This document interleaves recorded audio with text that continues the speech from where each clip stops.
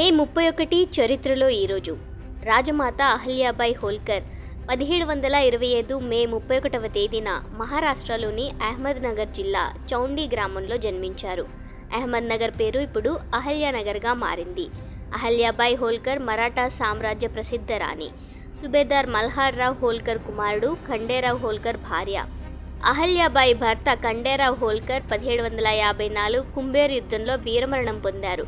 12 సంవత్సరాల తర్వాత ఆమె మామ మల్హార్రావు హోల్కర్ కూడా మరణించారు.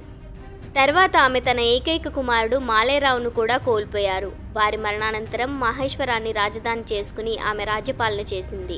రాజమాత అహల్యాబాయి తన సామ్రాజ్యం మహేశ్వర్, ఇండోర్లలో అనేక దేవాలయాలను నిర్మించారు. కలకత్తా నుండి బనారస్ వరకు రహదారిని, బనారస్లోని అన్నపూర్ణ దేవాలయాన్ని, గయాలోని విష్ణు దేవాలయాన్ని నిర్మించారు. కాశీ, గయా, సోమనాథ్, అయోధ్య, మథుర, హరిద్వార్, ద్వారకా, బద్రీనారాయణ్, రామేశ్వర్, జగన్నాథ్, పూరి వంటి ప్రసిద్ధ పుణ్యక్షేత్రాల్లో దేవాలయాలను, మత పాఠశాలలను ప్రారంభించారు. ఈ పనుల కారణంగా ప్రజలు ఆమెను దేవతగా పిలవడం ప్రారంభించారు. 1981 మే 31వ తేదీన భారత అంతరిక్ష పరిశోధనా సంస్థ ఇస్రో RSD-1 అనే ఉపగ్రహాన్ని ప్రయోగించింది. ఆంధ్రప్రదేశ్లోని శ్రీహరికోటలోని సతీష్ ధావన్ అంతరిక్ష కేంద్రం నుంచి దీన్ని ప్రయోగించారు. RSD-1 అనేది 38 కిలోల ప్రయోగాత్మక స్పిన్ స్థిరీకరించిన ఉపగ్రహం. ఉపగ్రహం అనుకున్న ఎత్తుకు చేరుకోకపోవడం, 9 రోజులు మాత్రమే కక్షలో ఉండడంతో ఈ ఉపగ్రహం పాక్షికంగా విజయవంతమైంది. అయితే ఈ మిషన్ రిమోట్ సెన్సింగ్ అప్లికేషన్లో ఇప్పుడు ఉపయోగించబడుతున్న అధునాతన సెన్సార్లను అభివృద్ధి చేయడంలో సహాయపడింది. 1911 మే 31వ తేదీన టైటానిక్ షిప్ సిద్ధమైంది. దీన్ని నిర్మించే పని మార్చి 31, 1909లో ప్రారంభమైంది. ఆ సమయంలో RMS టైటానిక్ అతిపెద్ద ఆవిరితో నడిచే ప్రయాణికుల నౌక. ఎన్నటికీ మునిగిపోని ఓడ అని పిలిచేవారు. అయితే RMS టైటానిక్ ఏప్రిల్ 10, 1912లో తన మొదటి అలాగే చివరి ప్రయాణాన్ని ప్రారంభించింది. 4 రోజుల తర్వాత ఏప్రిల్ 15, 1912లో ఉత్తర అట్లాంటిక్ మహాసముద్రంలో మంచుకొండను ఢీకొనడంతో అది 2 ముక్కలుగా విడిపోయి సముద్రంలో మునిగిపోయింది.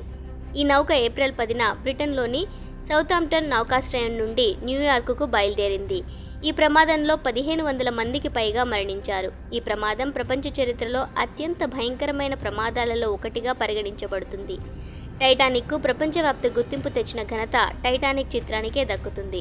1997లో సినీ దర్శకుడు జేమ్స్ కెమెరూన్ టైటానిక్ పేరుతో సినిమా తీయటం వలన ఈ భారీ నౌకకు ప్రపంచవ్యాప్తంగా గుర్తింపు వచ్చింది.